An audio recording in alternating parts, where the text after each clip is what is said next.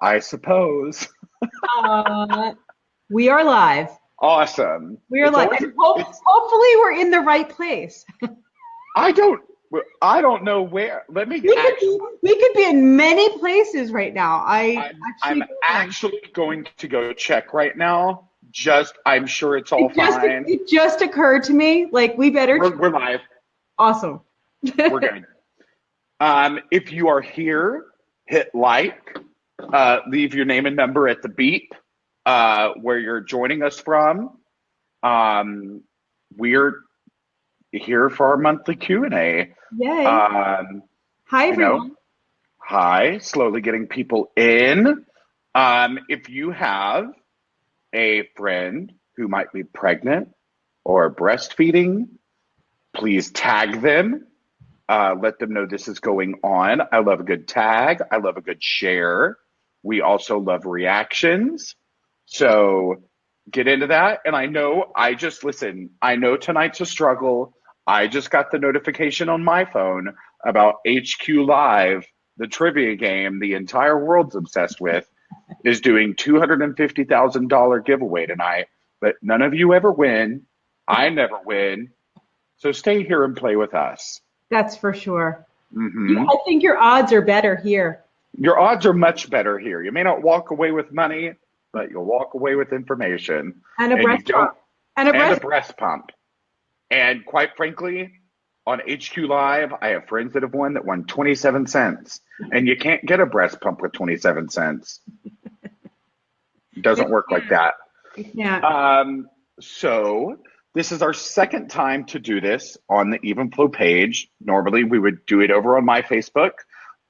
So I'm just going to do a quick intro. I'm going to assume many of you know who I am. I'm going to assume many of you know who Shari is. But I'm Jamie. Online, I'm the Baby Guy NYC. I've been in the baby gear space 13 years now, just dealing with products and all of that. Been working with Even Flow for 4 years now? It's 4 years. This is our 4th year. Mm-hmm. But I've known Shari for just shy of a decade, which is nuts to me because that means we're getting so young. It decreases. Getting better. We're getting better. Like a fine wine. Like a fine wine. So you can find me over on my Facebook page, Shari. I will let you give a little intro for yourself right now. Yes. Hi, everyone. Welcome to the monthly Q&A, as Jamie said. We love doing this, and this is like being with Even Flow and being with all of you and being together, Jamie and I, doing this Q&A. It's definitely one of my favorite things to do every single month. For those of you who don't know me, I'm Shari Criso, and I've been working with Even Flow Feeding for going on 6 years now. And I helped to design their advanced double electric breast pump. And I am also a registered nurse. I'm a certified nurse midwife. I'm an international board certified lactation consultant, and here to answer all of your questions tonight, as always. And I just love seeing you all here. Hi, Even Flow. I'm sharing this to my page right now. Hold on one second. Go ahead. Multitasking. I think if I try to do that, I will probably drop everything because I'm running the the stream right here. So I'm not going to touch it. Not with you. So how we do this, we have questions people have left. We will take questions as we see them here later. But we have a pump to give away this evening. So make sure you've registered at the link. It's bit.ly/winthepump. Very easy to type in. I love an easy URL. Here, I think I can put it up for them. Hold on. Go ahead. Oh, good. So we have quite a few questions this round, which is great. So do you just want to go ahead and get started? Let's get started. We can answer as we can. A lot of these were left through the widget, so we're going to start with those. Actually, hold on. Rebecca has a question. Can too many fluids water down breast milk? Well, only if you're pouring it into the milk you pumped. That would water it down, not to make a joke of it. But no, if you're drinking more fluids, it's not going to make your milk more watery. Breast milk can get more watery for other reasons, and that would be more like letting too much time go by between pumping or feeding sessions where the breast gets really full. Then sometimes you'll have more watery milk at the beginning of the feeding, what they call fore milk. There's just less fat, less calories, more water. But what you drink will not make your milk more watery. If you, and this leads into, if I have like a hair going across my face here, sorry while I try to find it. If you don't drink enough liquids and you're dehydrated, that could affect your milk where you have a decrease in breast milk from being dehydrated. And if you drink more liquids when you're not dehydrated, it won't increase your milk. So we've talked about this quite a few times before, that it's sort of this, it's this myth and also truth at the same time. If you're dehydrated, you can decrease your supply. If you try to just drink more to make more milk, it's not going to work. Yeah, we brought this up last time. There was a breastfeeding Q&A on another page where people were like, you have to overdrink water. You have to drink more so that you can produce milk. Yep. And that's not how bodies work, because you also have to look at, like, obviously hydration is important. We know this. It's very important to stay hydrated. But in countries where, like, they don't have a readily available tons and tons of water, they're still able to nurse their kids.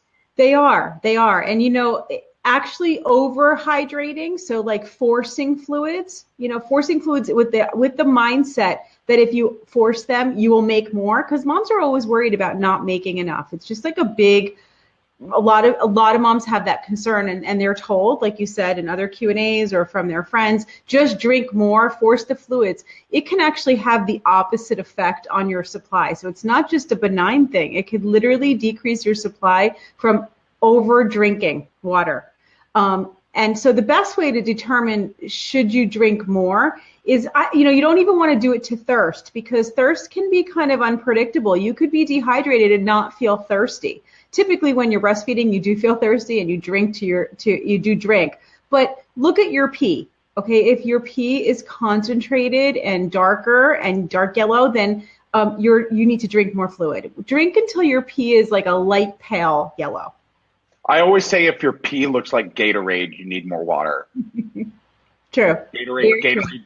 To me, it's the most disgusting analogy you can think of, but it's accurate. It's accurate. It's totally accurate. And it's also something that you can check really easily and throughout the day. So, sometimes you can just be dehydrated, especially like when it gets hot. We're, hopefully going into the summer, as the weather starts to heat up. You do want to make sure that you're not dehydrating, or if you've been exercising, or even after a long sleep, your body's dehydrated and needs to be hydrated again. So when you wake up in the morning and your baby's nursing, start drinking. You know what I think we need to reinstate here? We've not done this in a while. But do you remember back when we used to answer a question, as soon as we were done, we used to make everybody hit the heart button? Oh, yeah. Let's do that. I still do that on my Q&As. Okay, well, I don't. There needs to be some, like, It's like giving L. It's exactly. snaps for L Woods. It snaps for L. It snaps. So when we answer a question, throw hearts out. It's just a sign of support. We love support. That's why we do this. So it's a thank you to them for asking a question. It's a thank you to Shari for answering it. It's a thank you to me for just being here. This is actually a good one. And the way the spreadsheet came through, I don't know the name, so we're just going to work with it. When feeding in a sideline position, is it strictly necessary to be on a tummy to tummy? Also, Is it okay to put a small pillow under his head to elevate his head a little bit? I hope you noticed my question. Thank you. Yeah. I Oh, love it. Thank you. I love a thank you. I love a thank you. It all depends on how old your baby is. If you've got a really new baby and, it's more important that your latch is just right. Why is that? Because their mouths are small, because they're getting used to it. It's really important to make sure that your feedings are efficient so you're not wearing them out.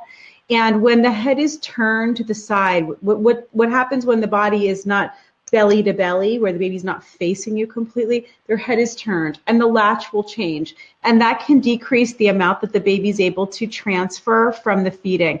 And so you want to make sure that you're getting the baby all of the milk, you're draining the breast, you're trying to keep the supply up and get your baby to be gaining weight. As the baby starts to get older and they're at an age where they're getting the milk, they're gaining weight, I find it's really less important to worry about positioning, latch. I think there was another question where the baby's standing on their head, upside down nursing. I call it nurse-stastics. Uh-huh. And it's like at that point, you don't really have to worry too much. So I don't really know how old her baby is, but it's not something you have to worry about once they get older. Unless you're having issues with milk supply or you're having issues with the baby not gaining enough weight. I was looking for nurse-tastic questions. And a little pillow under the head, that's perfectly fine.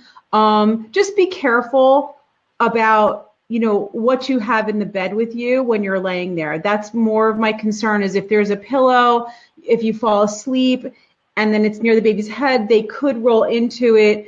You don't want pillows near the baby's head. It's a risk for safety. And so you really, it's okay as long as you're awake, but always prepare. And, we talk about this all the time when babies are nursing in bed and you're sleeping. Always prepare that you may fall asleep. And if you do, that the bed is safe, that you've gotten rid of the pillows and the heavy comforters and blankets, that you've tied your hair back, if you have long hair, that you've made sure that whatever pajamas that you're wearing don't have any strings, or, all these things that you wouldn't necessarily think about. Babies have, there's been accidents with those type of things. So yeah. And you also just need to be careful. It's different when you're using your arm.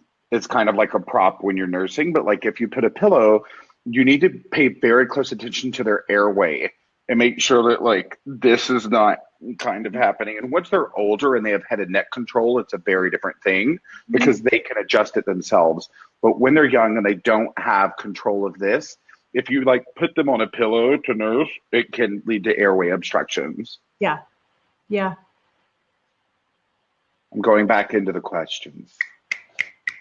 Snaps for bruiser, snaps for bruiser, snaps for L.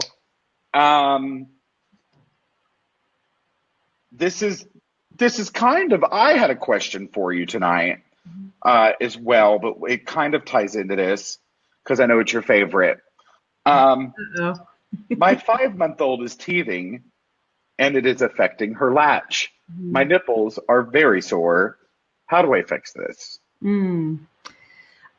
So teething is, there's a couple reasons why the nipples can be really sore when the baby's teething. The first obvious is that they start to scrape against the nipple with their teeth. They're trying to get relief on their gums as their teeth are coming in and emerging. So that rubbing against the nipple creates that friction and can make the nipple very sore. Couple ways that you can deal with that is, one, try to pay attention to when the feeding is over so that you're not lingering. Okay, because this typically, the chewing or the biting or the scraping of the teeth usually happen more towards the end of the feeding when the baby's done and now they're just trying to get some relief on the gums. So pay attention to when the feeding's over. Break the suction or put your finger in their mouth so they don't bite down, and give them something like a teething toy, a teether, or something that they can bite down on and use instead of you. So that's the first thing. You can also make sure that you have enough support under the baby. as the baby gets older, sometimes we get, like we were talking about earlier, I hate to call it lazy, but less strict about the position that you're in. And so sometimes the baby's kind of hanging off baby's body weight will pull the baby down on the breast, and that will cause the scraping sensation on the nipple as well. So sometimes just going back to your nursing pillow, or shoving something underneath the baby to lift them up more on top of you than like hanging down off the nipple will help with that as well. And then the last thing is when the baby teeths, they have more saliva production. And all that saliva on the nipple actually can make the nipple really sore. So wiping off the nipple afterwards, that's going to help. And also maybe using some kind of a organic nipple cream to create more of a barrier so that you have more of a waterproof barrier on the nipple to prevent that saliva from all that irritation on the nipple. Very good. I'm actually going to do a whole webinar on teething and biting. Believe it or not.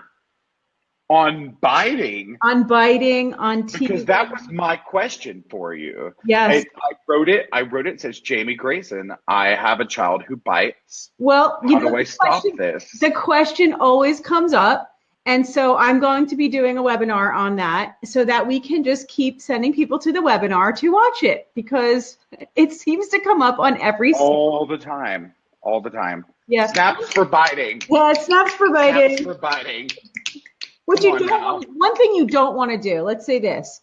There's all kinds of things you can do, but one thing you don't want to do is scream out really loud and scare the baby. That can cause nursing aversions or nursing strikes. And I've had lots of moms who told me that, sometimes you can't help it. It hurts and you scream out.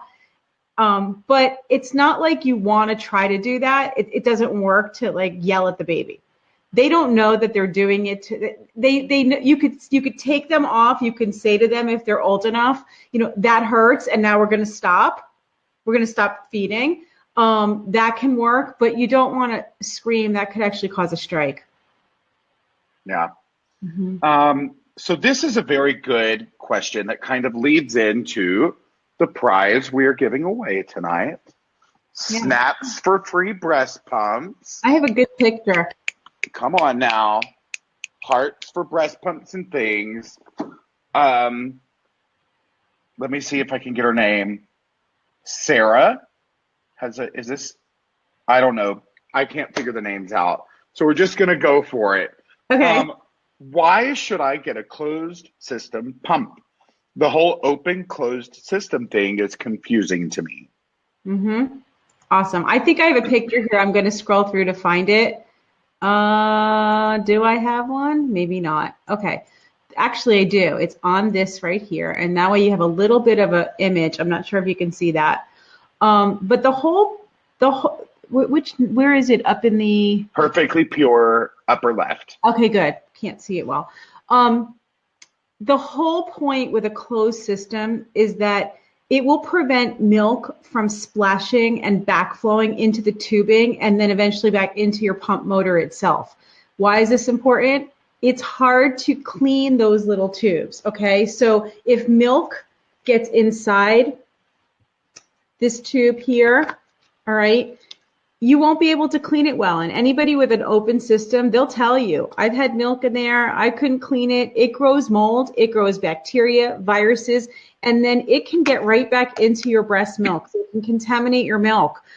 This is a medical device. Breast pumps are a medical device. You're pumping your bodily fluids into it. You are feeding this to your baby. It is extremely important that you have a product that does not get dirty. I would say hygiene on these is probably number one of that, and does it function to get your milk out? Those are your two most important things about your pump. Yeah. And so make sure that you get a closed system. This is what a closed system looks like. I'm going to go back to, hold on one second. Okay, this is what a closed system looks like. That means that there is a little barrier here, okay? And when you put that barrier in, it seals off all the milk that's flowing in through this flange down into the bottle. This clicks on, okay, and you'll see this thing moving up and down. It's a vacuum system. So there's no air transferring and there's no milk that can actually splash in when you're done pumping. You just take this off and you wash these parts, but you never wash your tubing.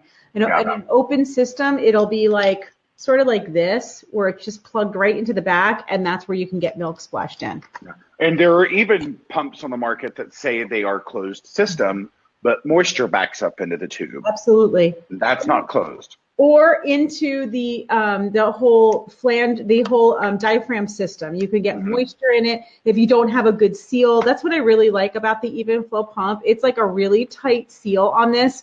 This really, and you could hear it click on, and it's sealed. But if you have any kind of moisture, you need to make sure that you're looking at those tubes. And then other pumps also talk about them being a closed system.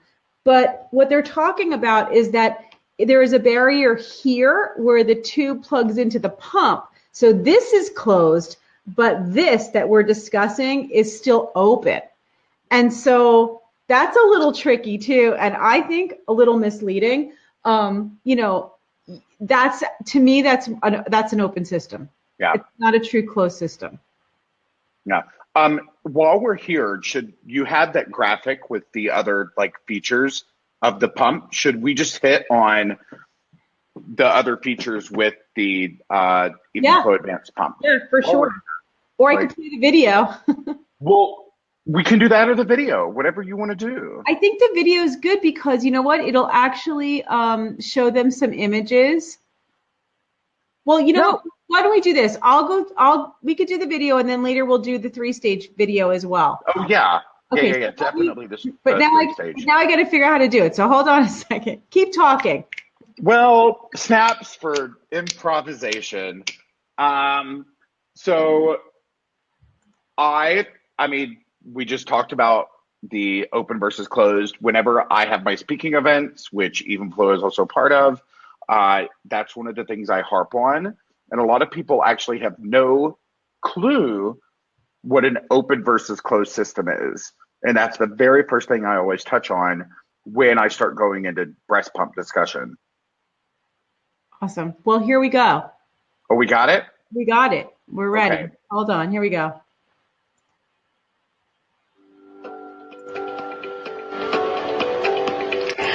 Let's face it, your breast pump is one of the most important items that you will get when it comes to your baby. Do you know what to look for? While some pumps may come with a fancy name or price tag, they may be missing the most essential features which can affect the functionality and the performance. You don't want your pump to suck. Before you choose your breast pump, make sure you learn the features that are most important and must-haves. All you have to do is follow my breast pump checklist. All pumps come with either an open system or a closed system. Open systems do not have a barrier to prevent milk from getting into the tubes of your pump. This can cause mold, bacteria, and viruses to grow. True closed systems keep your tubing clean and protect your precious milk.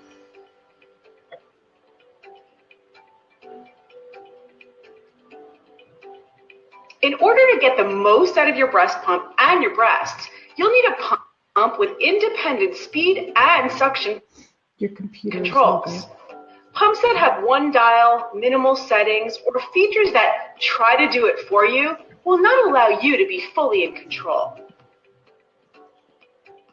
My 3-stage pumping method for getting more milk out depends on this feature.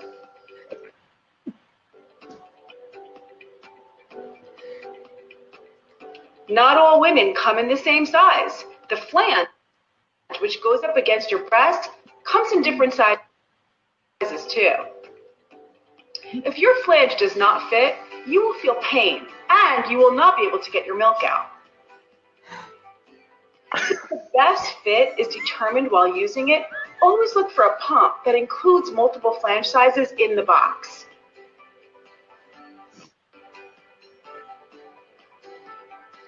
Even with the best planning, there are things you just can't plan before, like being near a power outlet when you need to use your pump. Having a pump that's portable, lightweight, and most of all, has a battery power option is essential. That way, you will always be ready and it will turn on when you need it. When choosing your breast pump, just follow this short, simple list and you will get what you need.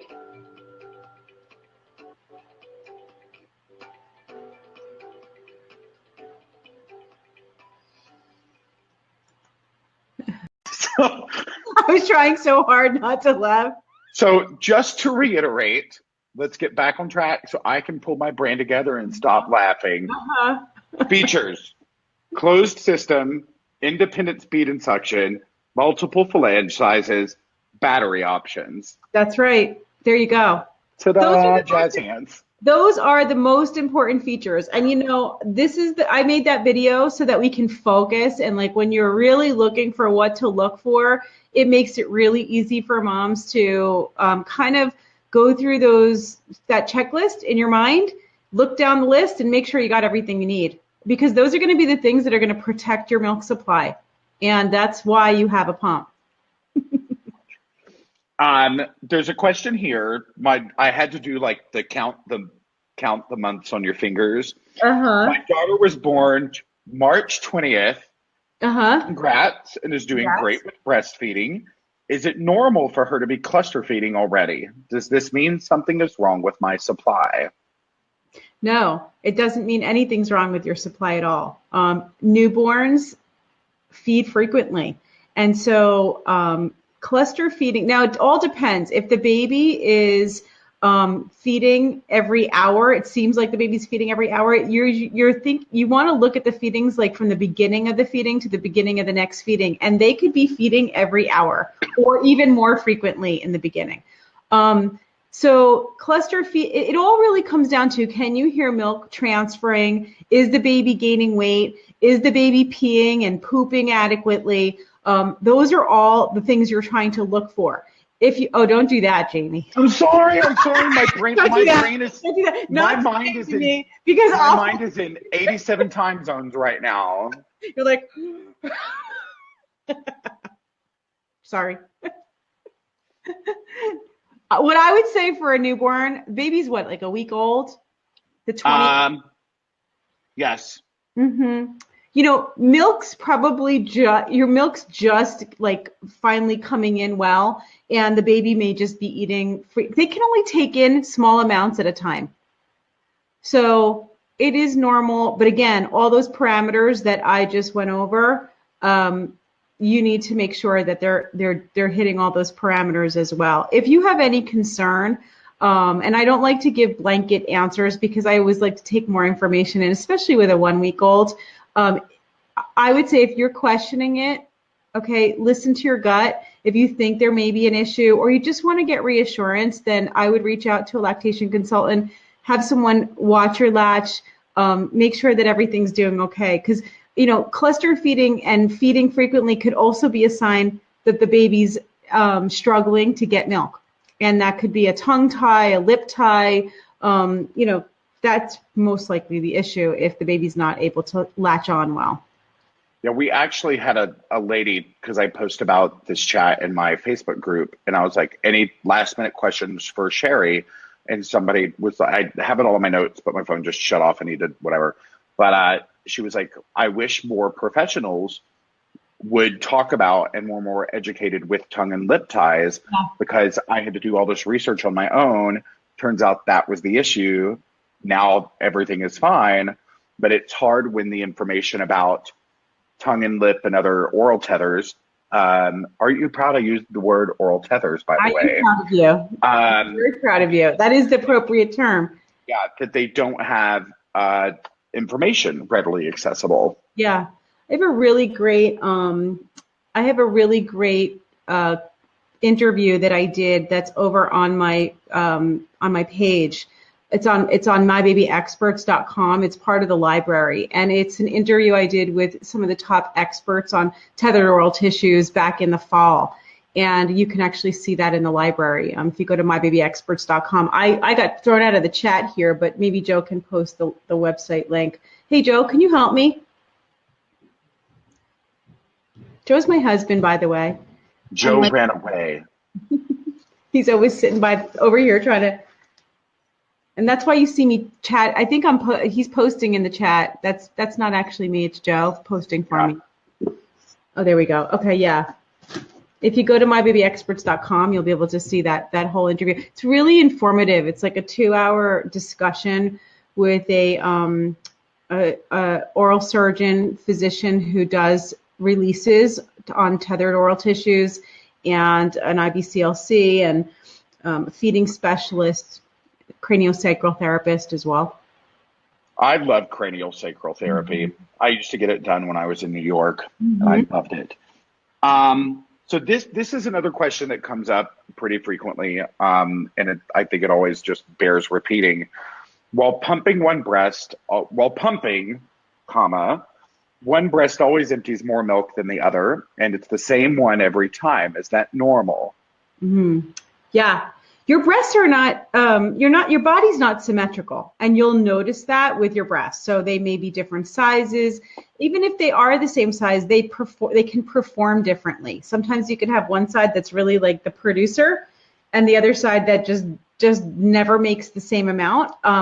With my breast, one side made twice as much as the other. I mean, it's just not even. And how many of you guys, go ahead and comment here and let us know what side makes more. Is it your right side or your left side? You'll see that most people have a side that does make more milk.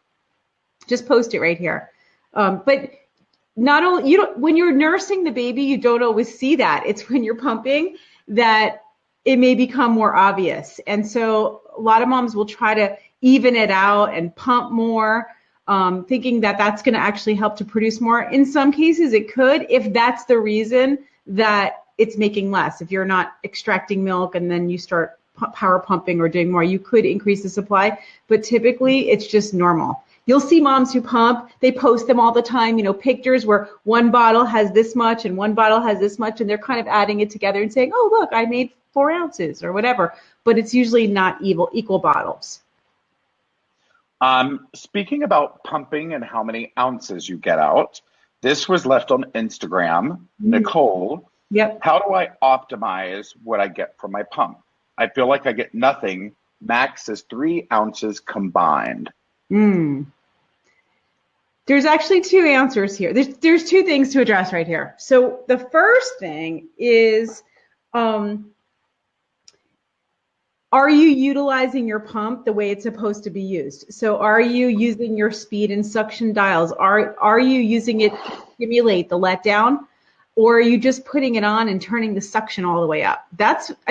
It's not an intuitive thing. Like when you get a pump, when you're a first time mom, or even if you're second time, whatever, okay? Using a breast pump, it's like you put it on, you think, oh, let me just turn it all the way up and see how much I can pull out of the breast. But that's not really what you're trying to do. What you're trying to do is you're trying to simulate what the baby would do when they're nursing, which is really a hormonal response that causes the milk to let down. When the baby first starts sucking, they suck really gently and quick, and that stimulation causes a hormone called oxytocin to release from your brain. And when that releases, it then causes it's the same hormone. It's that love hormone. It's the same hormone that causes uterine contractions in labor. It causes the milk ducts to contract as well. And then milk starts to squirt out and flow. Okay. So you're actually trying to simulate what the baby does and stimulate the oxytocin to release so you can get a letdown. That's what letdown is. All right. Milk expression or letdown. Then the milk starts to flow. You need to now slow down your motor and increase your suction. So that's how you actually use your pump. And I have a really good video that I'm going to show you in a minute on my 3-stage pumping method that goes along with, a pump that has independent speed and suction controls on how to stimulate not just one letdown, but multiple letdowns of milk so you can get as much milk as possible out with your pump, which will give you more milk to leave for your baby, obviously, so that you have enough to leave, and also drain the breast adequately so that you keep your milk production up, which is really important. So knowing how to use your pump is probably one of the most important things that you can learn how to do. The second thing, just to answer it, 3 ounces is a normal amount. So often low milk supply questions or concerns, whether it's because you're not pumping enough, you think the pump's not working, you think you're not making enough, you start eating a lot of cookies, lactation cookies and water and doing all these things. And then we hear, oh, I'm only doing 3 ounces. I'm only producing 3 ounces, or I'm only producing 4 ounces. That's not necessarily a low milk supply issue, but a perception issue of how much should I actually be making. Most breastfed babies will eat somewhere around 3 to 4, sometimes 5 ounces at a feeding at the max when they get to be like 3 months old. And it never changes from there. So a 3 ounce pumping, it all depends on how long it's been since your last feeding. It may be a completely normal amount to be getting out. I don't know what her thought is on how much she should be making. Yeah, I think a lot of it also ties into, am I getting feedback? Not too bad. Not too bad. I think some of that also ties back into people not understanding how much a baby eats. Also how that correlates into going into a store and seeing baby bottles. Absolutely. Because you see this giant wall of baby bottles of like 8 and 9 ounce bottles. And you're like, my baby has to drink all this stuff like that. I'm not producing enough to fill that bottle. You should never, I mean, do you know of anybody that's ever pumped like 9 ounces at one time? Yes, I do, but they're oversupplied. Yeah. Oversupplied. Breastfed babies just won't eat that amount at the breast. I say that at the breast because they can be overfed with a bottle. They can seriously be overfed with a bottle. And you could overproduce by producing 9 ounces. I have moms who are pumping 12 ounces at a time, but they're stuck with breast infections and plugged ducts and most of the time. And then also issues sometimes with weight gain on the baby or reflux or, colic from just swallowing so much air and so much extra, gulping. So oversupply can be a really big issue and that can be caused by over pumping.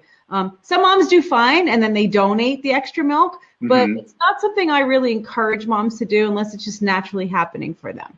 And they're not having any issues, and the baby's not having any issues. Very good. But you're accurate on, the size of the bottle. I actually put up a graphic. Can you see the graphic? I can see it. Yeah, and because somebody just asked the question, Melissa said, how much should I pump in the beginning? Melissa, take a look at this picture here, and you can see, how much a breastfed baby, typically eats in those first few days, and then actually the whole time that they're feeding. That last bottle there is 4 ounces, and that's a typical breastfed feeding. I would say, how much should you pump in the beginning? It depends on when you're beginning. And it depends on what you're doing it for. When I teach my Simply Breastfeeding class, and again, that's over on my site, that whole class, in that class, there's a whole chapter on introducing your breastfed baby to a bottle. And for the first 6 weeks, I only encourage pumping about like a half an ounce once a day. You're not draining the breast. You're not pumping a whole feeding. You're just pumping a tiny little amount so that you can start introducing the baby to the bottle early on. And that way the baby will take a bottle and breastfeed for you. Can you still hear me? Yes. Okay, one of my earbuds just died on me. Oh, yeah. And we know what that did last time. Yeah, don't do that. I'm going to hope this one stays alive. If not, hopefully it doesn't affect anything. And then I will run and get like headphones or not get headphones. We'll just see how it rolls. Can you hear me? I can hear you totally fine. Okay, awesome. Sarah Ostrowski-Simmons left a question and also a comment. We need to get some hearts and snaps going across. We need hearts. We need hearts and snaps. Hearts. We forgot about the hearts. Snaps for Elle. I love Legally Blonde. It's such a good movie. It's a very good musical too. So Sarah Ostrowski left a comment. I won the pump last time. Congrats. Congrats. We like it. And it's awesome. I love it as much as my 5-year-old other double electric pump. I keep my even flow at work so I don't have to carry it back and forth. Well, that is all great. We love that you love the pump. But let's address like pump shelf life and warranty. Yeah. Pumps are not meant to last forever. Okay. Can some pumps be okay? They can. It all will really depend on how much use you've had of that pump. They're really, after a certain amount of time, they can lose suction, they can lose strength, and that could really impact your supply. So they're just not meant to last forever. I would just be really, really careful on using an old pump, a 5-year-old pump, and especially if that pump has an open system on it, because quite often things have gotten into that motor. I have seen it with my own eyes. It is disgusting. Never get a used pump. Lots of times the older pumps are because they've been hand-me-downs from someone else, from a sister, from a friend, from, I used to, before they had pumps available through insurance, I was seeing that a lot more then when I had my store, but people buying them on eBay secondhand, disgusting. Okay, disgusting. Don't use secondhand pumps, and especially any secondhand pump, but especially an open system pump. Do not do that.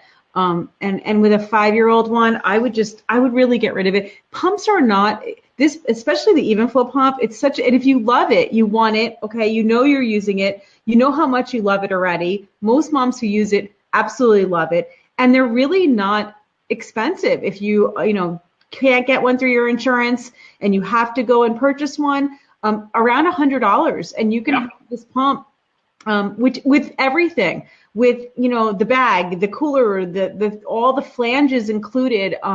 It's so worth it to just get a good new pump so that you always know that it's functioning right. And even after you get a new one, make sure that you're checking your parts too, that you're replacing the little membranes, this little piece here. Some of these parts, they're meant to be replaced over time. If you're using the pump frequently, they can get worn out, they can not lay flat, and then you won't get the suction. All right, so make sure you're changing those parts. And if you're looking for a pump through your insurance, talk about that for a second, because a lot of moms don't know that you can get your pump for free through insurance. And I'm actually going to post a, Joe, can you go ahead and put the even flow breast pump page up for us? They've created a page that actually helps you go through a DME to find the pump, because you don't go necessarily directly to your insurance provider, because they just kind of get you whatever easy pump, whatever. A DME acts as the liaison between your insurance company and you to help you get a breast pump that's appropriate and good. Yeah, it's up there on the screen, evenflowbreastpump.com. You can put in your state and your insurance, and it will send you right to where you need to go, which is really easy and nice. One thing that you don't want to do is call your insurance company first. Mm-hmm. Go through this website. If you want to get the even flow pump, go through this website. This will send you to the DME that will be able to connect you with the even flow pump. And I promise you, they will not send one to you unless your insurance covers it. So you're not going to get stuck with a bill. They will check it for you and verify. Quite often, if you go through your insurance first, you'll get a pump that you didn't ask for. And then that's it. Megan has a question on flange size. I found a chart where you measure your nipple. Do you have a magic formula for flange sizing? I really don't have. I know that they've come up with charts and tried to do it that way, but I don't think that really works. And here's why. The nipple, everybody's nipple is different in elasticity. I can't talk this evening, but elasticity. Elasticity. So, measuring it on a chart doesn't really show you how it's going to fit inside the flange. And then depending on the pump that you have, the flange could pull the nipple differently. One thing I've seen is this pump has these soft silicone flanges, which kind of holds the breast in place and just pulls the nipple in. But when you have just the hard plastic shells, more of the breast can get pulled in with it as well. So I don't think that you can really tell without trying them out. And that's one of the reasons why when we were designing this pump, we made sure that even in the most basic model, you're getting all three of the most common flange sizes included, because you need to be able to try them out to make sure that you're getting the right fit. Sometimes you don't know you have the wrong fit till you use the right fit. Does that make sense? Like, you think it's good until you put on the right one, and then you're like, oh, this is what it's supposed to feel like, or oh, now I'm really getting my milk out. Because not having the right size could cause pain. Yep. And it can cause you to not express milk. So having all three sizes makes it really easy to try them out. And your breasts, it may be that you're using one size when you first have the baby, and then a few months or a few weeks into it, you're like, oh, I'm not really expressing enough. It could be that little membrane I was saying, replace your parts, or it could be that your nipples now need a different size. And so you go into your little pouch here and you grab the other size and you try it out. I really feel like you need to try them to figure out what's best for you. And if you're kind of in doubt between two sizes, go up a little. Very good.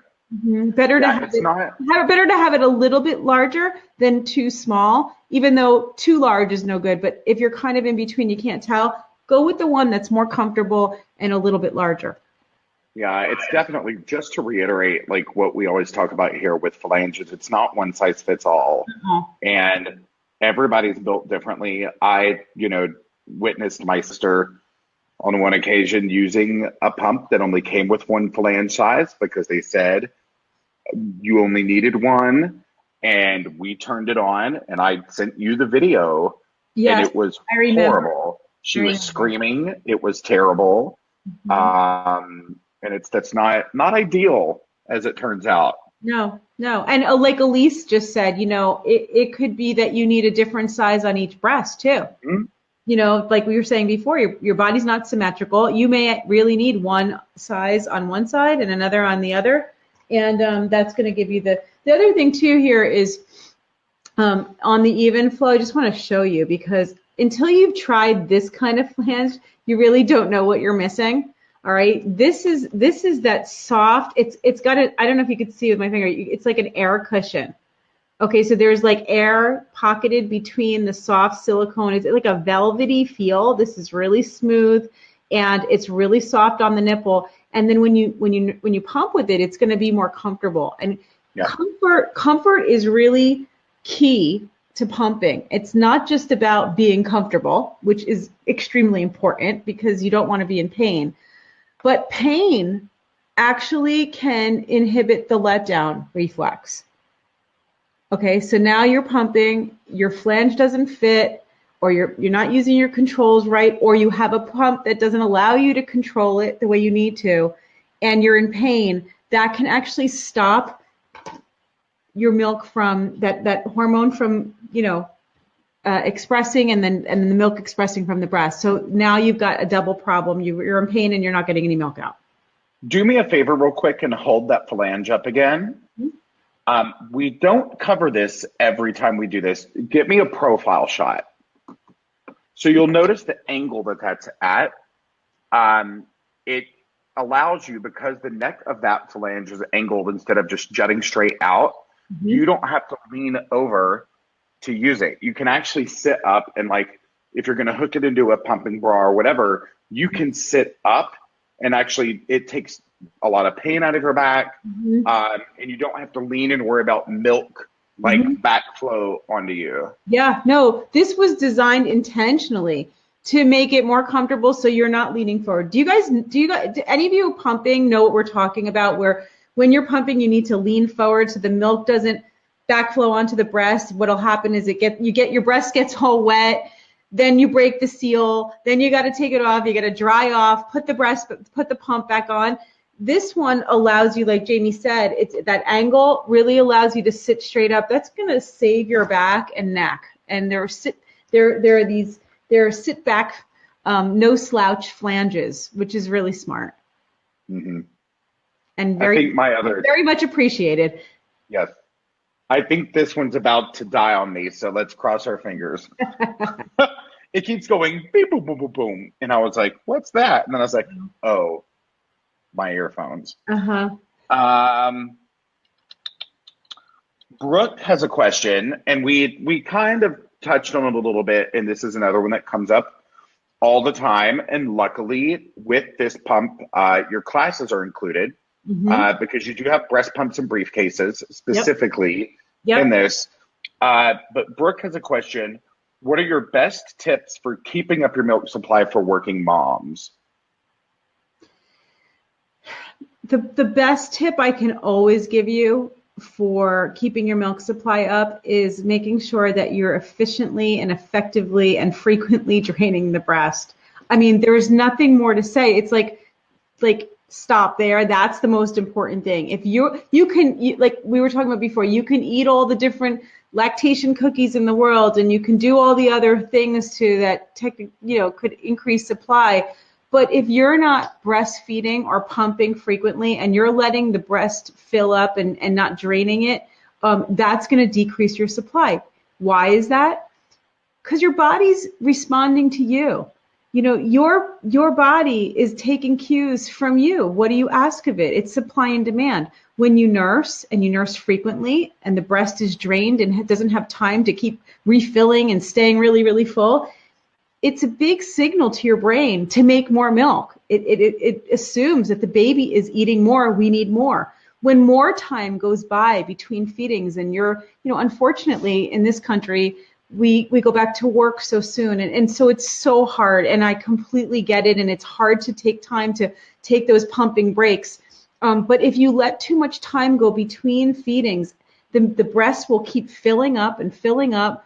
And that pressure from the fullness, I want to explain it so you kind of understand the concept. That pressure from the breast being full sends a signal to make less milk, so that over time, as days go by of full breasts, you will make less milk. And this is such an important concept to grasp, because so often moms will say, well, I don't feel that full. Let me wait another hour till I feel fuller in order to go pump. Or let me wait a little more until I can go feed. That's the opposite of what you want to do. You want to keep your breast feeling empty as much as you can to make a lot of milk, all right? And then when you're pumping, you may not get as much at the session, but you're doing it more often, so accumulating enough over the day. And if you know how to use your pump, we didn't even show the 3-stage pumping method. I think we should show the video. Oh, I just lost you. I can't hear you. No, I think. So anyway, I want to show you the video, because knowing how to get your milk out will save you a lot of time. Not only will it get more of it out, but it will make the whole session go faster, so that hopefully you can take breaks more often, but just do it for a short amount of time and get more milk out, and then increase your supply that way. I'm going to go ahead and show the video here. Let me just grab it. Hold on one second. This is my 3-stage pumping method. If any of you have seen it, a lot of you have seen it, but I want to show it to you so you know how to use the pump. One second here. Okay, there it is. And we hit play.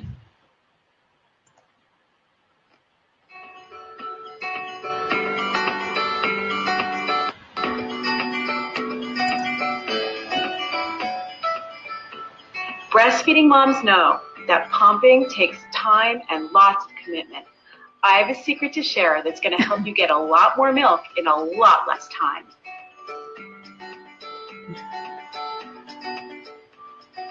The first thing you're going to need is a pump that lets you control your speed and suction independently, putting you in control.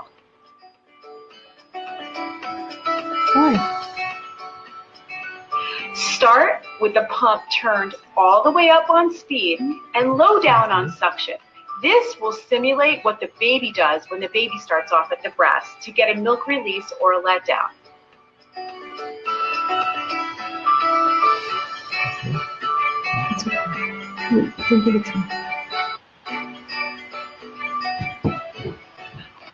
Once the milk starts coming out, what you're going to do with your dials is turn your speed down while turning your suction up enough to feel it and not feel pain.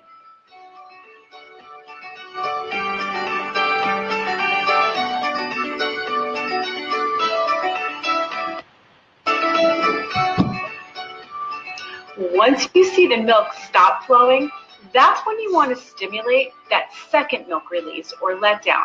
This is where it gets good.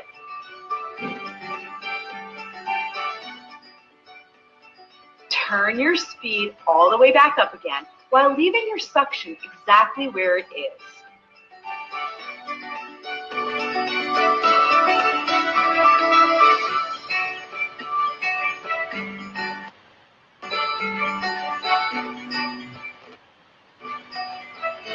Continue to pump with the speed and the suction turned up until you see the milk releasing or the letdown start one more time. After you see that happen, turn your speed back down and again, repeat.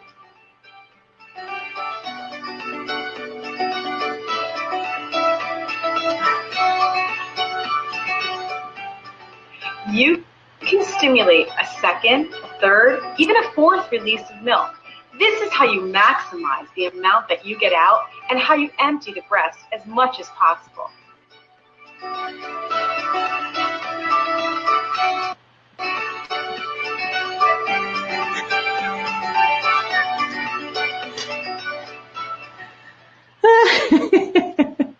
Did we get you back? I can't hear you. You know what? It's time to say goodnight anyway, so I think I'll say it for both of us. I'm sorry. Are you texting me?